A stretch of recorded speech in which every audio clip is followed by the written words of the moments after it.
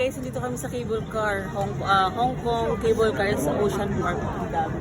Ganda. So inuna namin tong cable car kasi pag tawid namin doon, nandun yung mas maraming rides kung sa dito. Kasi puro water world pag sa bungad ng Ocean Park. Bet, takbo ako ah. Bilisan mo.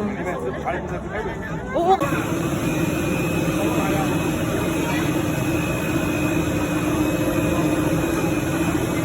Ocean Park cable car.